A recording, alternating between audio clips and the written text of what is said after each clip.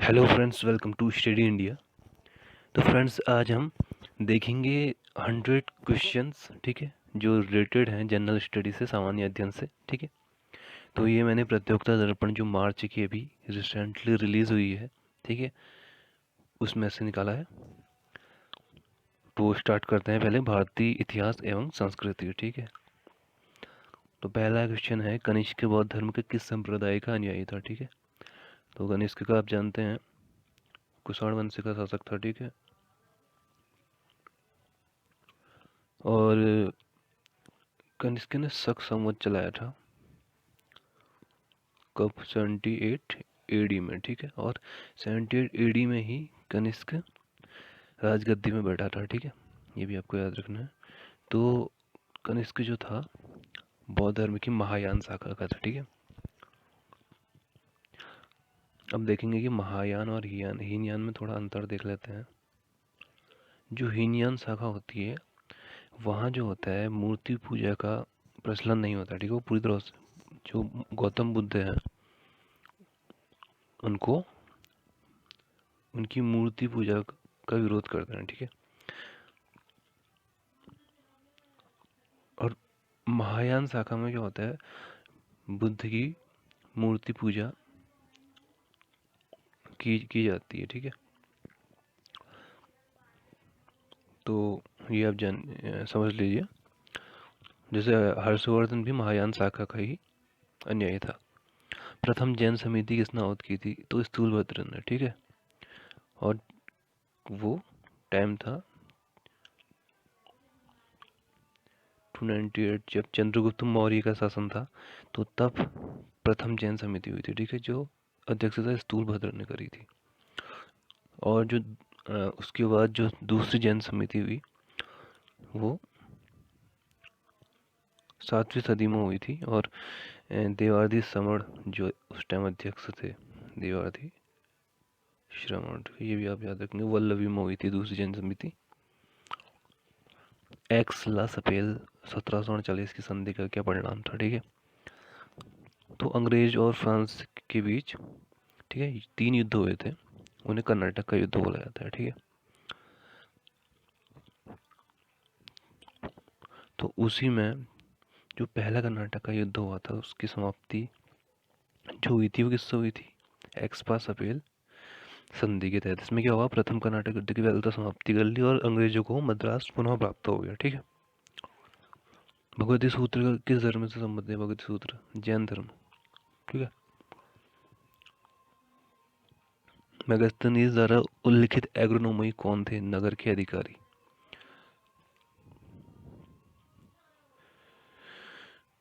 और ये क्वेश्चन आपके जो आने वाले एग्जाम है वहाँ बहुत ही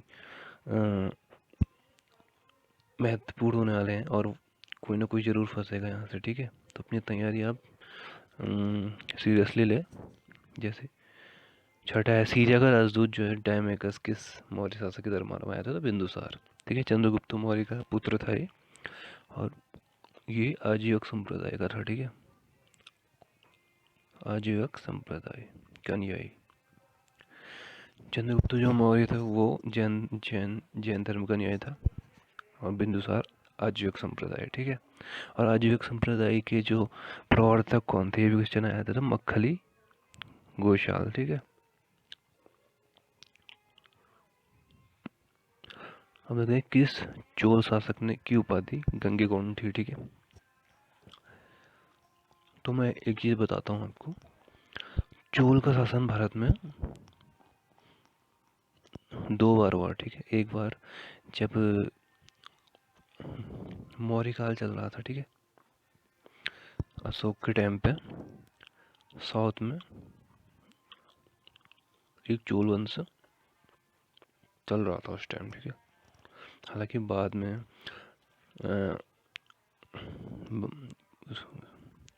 पड़ोस के शासकों ने वहाँ आक्रमण करके उसे हटा दिया था, ठीक है। फिर उसके बाद दोबारा चोल शासन की स्थापना हुई और जो विजयालय ने किया था, ठीक है, तंजौर में संस्थापक विजयालय थे दोबारा जबकि हुआ, ठीक है, 9वीं सदी में, 9वीं से 10वीं सदी में इसकी जब स्थापना दोबारा हुई। तो राजेंद्र प्रथम शासक था, ठीक है, जिसने गंगैकोंड की उपाधि धारण की थी। और प्रतापी शासक था। गंगैकोंड, इन्होंने एक झील का निर्माण किया था, गंगैकोंड पुरम, ठीक है, और अपनी राजधानी भी इस जगह में बसाई थी, गंगैकोंडपुरम में, ठीक है।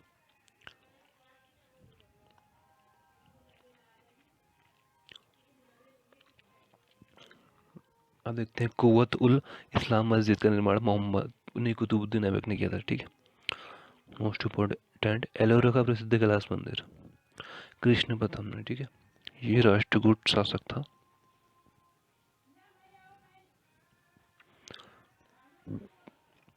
अलाउद्दीन खिलजी के आक्रमण के समय देवगिरी का यादव शासक कौन था? तो रामचंद्र।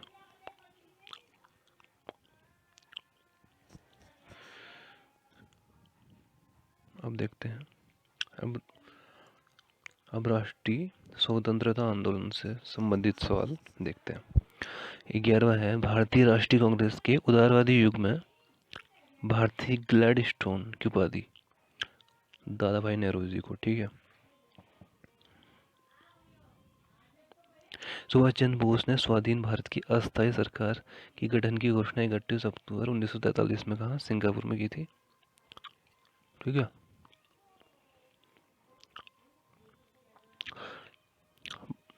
भारत की जनगणना 1891 में जनगणना आयुक्त जो थे वो गेट थे, ठीक है। 14 इंडियन ओपिनियन जो है पत्रिका, उसके प्रथम संपादक मनसुख लाल नजर।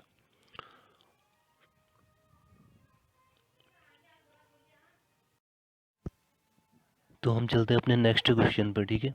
15वां क्वेश्चन है, 1947 में भारत विभाजन के बाद किसे संयुक्त रक्षा समिति, जिसे सैनिक कर्मचारियों, हथियारों, युद्ध सामग्रियों के विभाजन की जिम्मेदारी सौंपी गई, का सर्वोच्च सेनापति बनाया गया? तो उनका नाम है रैटक्लिफ, ठीक है। बंगाल के विभाजन के समय बंगाल का लेफ्टिनेंट गवर्नर कौन था? सर एंड्रयूस फेजर, ठीक है। तो बंगाल विभाजन से जुड़ी हुई चीज़ मैं और आपको बता देता हूँ, ठीक है। तो 20 अगस्त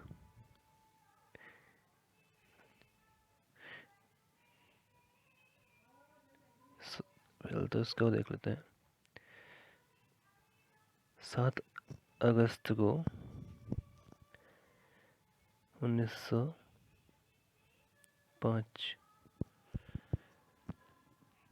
को बंगाल विभाजन की घोषणा की गई थी, ठीक है। और 20 जुलाई 1905 को 7 ठीक,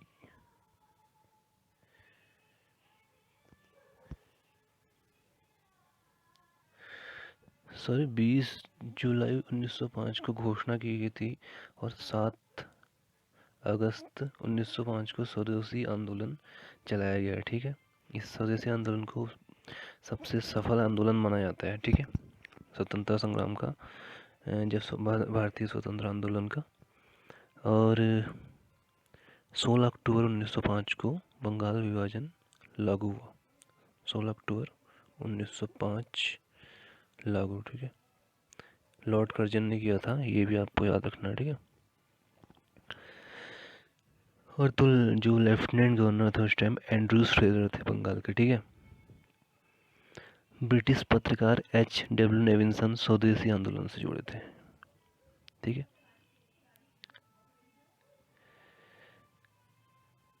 अब आगे चलते हैं।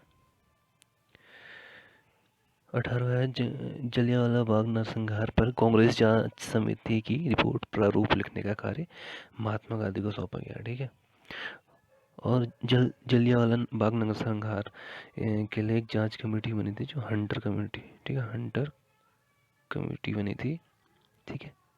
ब्रिटिशर्स की तरफ से हंटर कमेटी बनी थी, ठीक है, ये भी आपको याद रखना। अब देखते हैं महात्मा गांधी के साथ किस मुसलमान ने बंगाल गंगाधर तिलक की अर्थी उठाई? शौकत अली ने, ठीक है। तो 1 अगस्त 1920 को बाल गंगाधर तिलक का निधन हुआ था, ठीक है। और उसी दिन से असहयोग आंदोलन भी शुरू हुआ था भारत में। तो जो अर्थी 28 में जो आंसर होगा वो शौकत अली और महात्मा गांधी। 20वां क्वेश्चन है, महात्मा गांधी ने अपनी में से किस पुस्तक में ब्रिटिश पार्लियामेंट को बाज का वेश्या कहा था? तो हिंद स्वराज।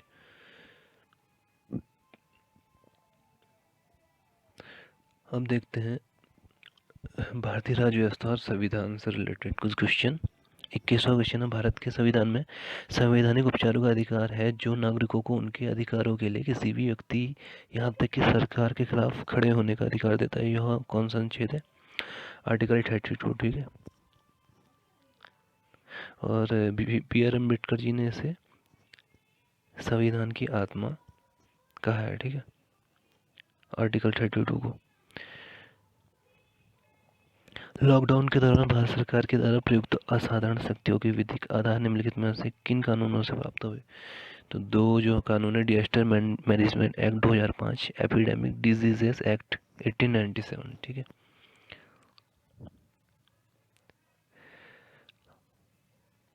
तेईसवा देखते हैं, विधायी प्रक्रिया का एक नियम जिसके तहत गति पर और बहस रोक दी जाती है संसदीय शब्दावली के रूप में जाना जाता है। तो समापन।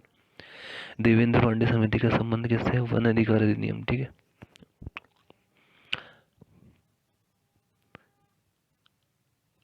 अब 25वां देखते हैं, संविधान के अधिनियमन के पहले लागू होने वाले सभी कानून मौलिक अधिकारों के साथ असंगतता की सीमा तक शून्य होंगे। आर्टिकल 13 का फर्स्ट का सार जो इसे उद्धत करता है रखा जा सकता है न्यायिक समीक्षा के अंतर्गत, ठीक है। जो जुडिशियल रिव्यू होता है, कोई भी कानून जब बन जाता है, ठीक है, अगर उसमें किसी भी मौलिक अधिकार का हनन हो रहा है तो उसे सुप्रीम कोर्ट उसे शून्य कर सकता है, ठीक है, उस कानून को। 26वां देखते हैं, संविधान में संशोधन करने के लिए बिल को राष्ट्रपति के सामने सहमति देने से पहले किस सदन में पेश किया जाना चाहिए? देखिए, संविधान संशोधन जो विधेयक पेश होता है वो किसी भी विधेयक में पेश हो सकता है। अगर लोकसभा में हो रहा है तो उसके बाद वो राज्यसभा में पेश होगा, उसके बाद राष्ट्रपति के पास जाएगा, ठीक है। अगर वो राज्यसभा में पहले पेश किया है तो फिर उसके पास होने के बाद लोकसभा में जाएगा, उसके बाद प्रेसिडेंट के साइन उसमें चाहिए होंगे, ठीक है। तो ये प्रोसेस होता है किसी भी बिल को पास करने का।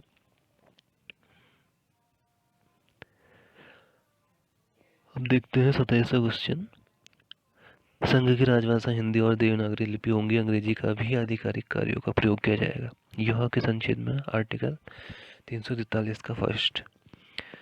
किस मामले में सुप्रीम कोर्ट ने बंद को गैर कानूनी बताया? क्योंकि वो राष्ट्रीय नुकसान के अलावा संविधान के अनुच्छेद 19 का फर्स्ट और 21 का उल्लंघन है। तो 19 का फर्स्ट क्या है? स्पीच एंड एक्सप्रेशन की स्वतंत्रता, ठीक है।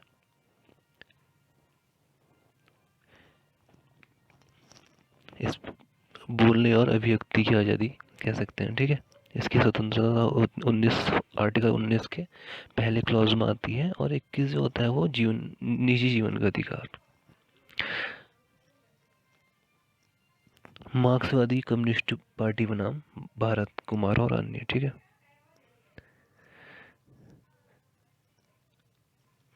अब देखते हैं 29वां क्या है, केंद्र और राज्य के अंतर्गत सेवा के संबंध में प्रसाद का सिद्धांत किस अनुच्छेद में है? 310। कौन सा मौलिक अधिकार भारत के संविधान की आवश्यक बुराई को शामिल करने के लिए भी जाना जाता है? कुछ मामलों में गिरफ्तारी और हिरासत के खिलाफ संरक्षण। अब चलते हैं भारत और विश्व के भूगोल के क्वेश्चन। भारत स्थित है, ठीक है, भारत कहाँ स्थित है? 8 डिग्री 4 इंच से 37 डिग्री 6 इंच उत्तरी अक्षांश और 68 डिग्री 7 इंच से 97 डिग्री 25 इंच पूर्वी देशांतर। डार्लिंग श्रृंखला ऑस्ट्रेलिया की किस तट पर व्यवस्थित है? तो साउथ वेस्ट कोस्ट में, दक्षिणी पश्चिमी तट, ठीक है। भारतीय संघ की दक्षिणतम सीमा इंदिरा पॉइंट जो है अंडमान निकोबार में है, और अगर हम डिटेल में बोले तो कार निकोबार में।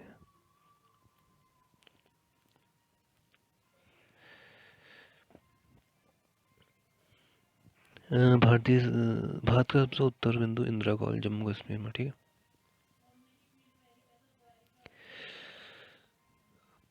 अब देखेंगे भारत की सर्वाधिक लंबी अंतर्राष्ट्रीय सीमा बांग्लादेश के साथ है, ठीक है। लगभग 4000 प्लस किलोमीटर की सीमा बांग्लादेश के साथ है, ठीक है। अब देखेंगे ड्यूरेंट रेखा किन देशों के बीच है, भारत और अफगानिस्तान। उस टाइम थी जब भारत का बंटवारा नहीं हुआ था, लेकिन जब पाकिस्तान बना तो ड्यूरेंट जो है पाकिस्तान और अफगानिस्तान के बीच की सीमा बन गई, ठीक है।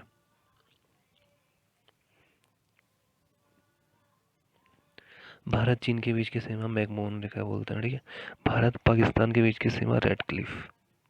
आकार के हिसाब से फॉर्मूला का सबसे बड़ा ग्रह बृहस्पति है।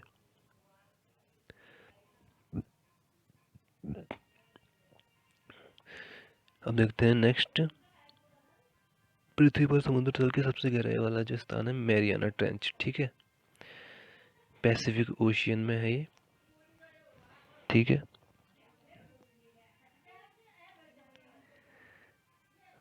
अब चलते हैं पर्यावरण और जैव विविधता से जुड़े हुए कुछ क्वेश्चन, ठीक है।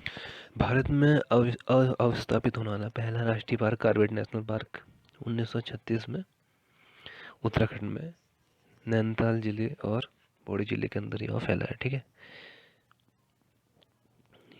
और एशिया का भी फैला है। ओजोन बायोस्फीयर को बचाती है अल्ट्रावायलेट किरणों से।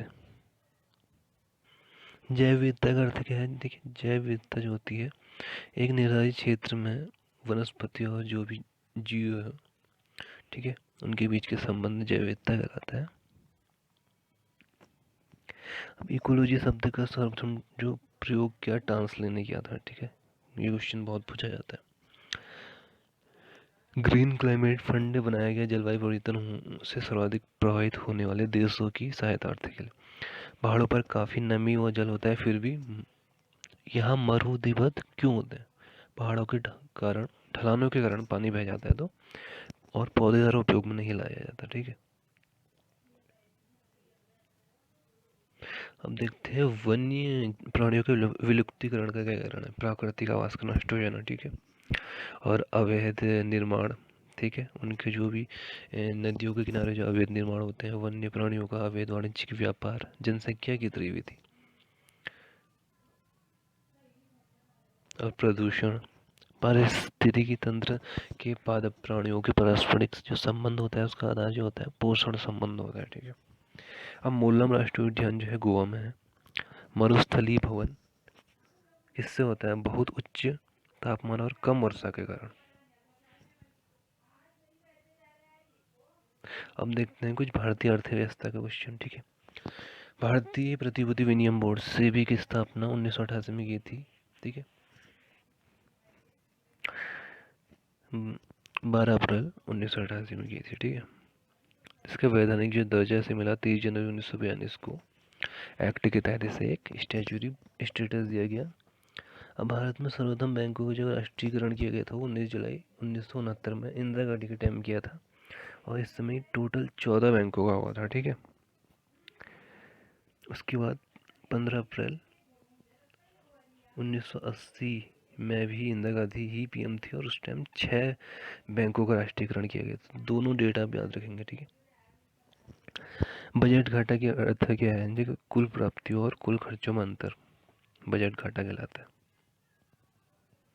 मुद्रा अवमूल्यन क्या है? मुद्रा अवमूल्यन ये जो हमारे देश की जो करेंसी है उस वो अंतर्राष्ट्रीय व्यापार में प्रयुक्त प्रमुख मुद्राओं की तुलना में गिरावट आ जाती है, ठीक है, स्वदेशी करेंसी की। भारतीय अर्थव्यवस्था में भुगतान संतुलन के विपरीत होने की दिशा में कौन सा कदम स्थिति सुधारने के लिए सहायक होगा? तो वो है अवमूल्यन। भारत में कर्मचारी के महंगाई भत्ते निर्धारित करने का आधार होता है सीपीआई, ठीक है, कंज्यूमर प्राइस इंडेक्स। कौन सा सूचकांक ह्यूमन डेवलपमेंट इंडेक्स, मानव विकास सूचकांक, जो UNDP United Nation Development Programme द्वारा जारी होती है, ठीक है, ये इंडेक्स।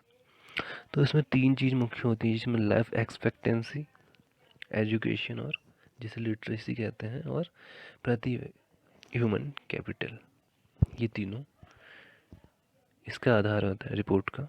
सरकार ने देश में बीमा व्यवसाय के नियमन के लिए किस संस्था का गठन किया है? तो बीमा विकास निगम।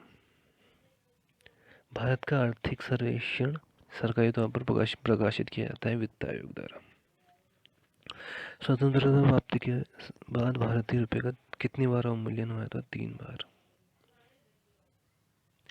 3 बार अवमूल्यन हुआ है। अब देखते हैं कुछ सामान्य विज्ञान और तकनीक के क्वेश्चन। ठीक है, इसमें आपको सब मिलेगा, हर पार्ट से 10-10 क्वेश्चन हैं, तो जो आपकी पढ़ाई में बहुत हेल्प मिलेगी और एग्ज़ाम में यहाँ से क्वेश्चन पहले भी बने और आगे भी बनेंगे। ठीक है, स्लीप एपनिया एक भयंकर निद्रा दोष है जिसमें लोग निद्रा में बार बार थोड़ी थोड़ी देर के लिए श्वास बाधित होता रहता है। ठीक है, और आप जानते हैं कि स्लीप एपनिया इससे ही बप्पी लहरी जी की डेथ भी हुई थी। ठीक है, हाल ही में। तो ये क्वेश्चन वैसे भी इम्पोर्टेंट बन जाता है।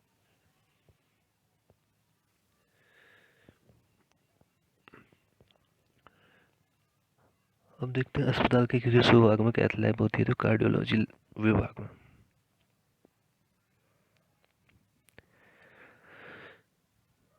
अब 63वां देखते हैं, स्त्रियों में रजोवृत्ति के पश्चात किस हार्मोन का उत्पादन समाप्त हो जाता है? तो प्रोजेस्टेरोन। ठीक है, 64वां है, सूर्य से आने वाली हानिकारक पराबैंगनी विकिरण के कारण क्या होता है?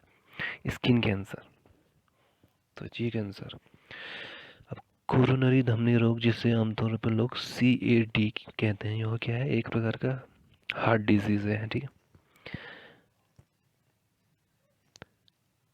बायोलॉजिकल रिसर्फेसिंग एक आधुनिक शल्य तकनीक है। इसके द्वारा उपचार किया जाता है घुटनों के जोड़ों का। 67वां है, किसी व्यक्ति का पूरा प्रतिबिंब देखने के लिए एक समतल स्वरूप की न्यूनतम ऊंचाई कितनी होनी चाहिए? हाफ होनी चाहिए, जितनी उसकी हाइट है व्यक्ति की, उतना शीशे की हाइट होनी चाहिए।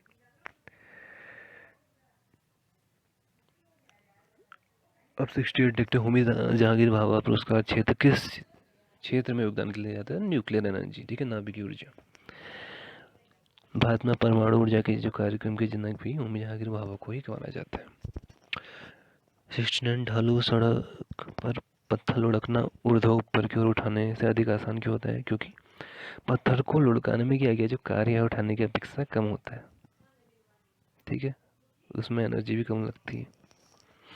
एक कृत्रिम उपग्रह को जो विद्युत ऊर्जा का स्रोत क्या है? Solar energy. ठीक है, अब स्पेस में एनर्जी सिर्फ एक ही चीज़ से मिल सकती है, वह है सूर्य से। तो वहाँ पर क्या करते हैं, उपग्रह में, सैटेलाइट में सोलर सेल यूज़ कर देते हैं। ठीक है, अब खेलकूद से जुड़े हुए कुछ क्वेश्चन हम देखते हैं। सबसे पहले किस भारतीय टेनिस खिलाड़ी ने ओलंपिक पदक जीता था? लिएंडर पेस ने। ठीक है, ओलंपिक में भाग लेने वाली भारत की ओर से पहली जो महिला थी उसका नाम मेरीलीला रो।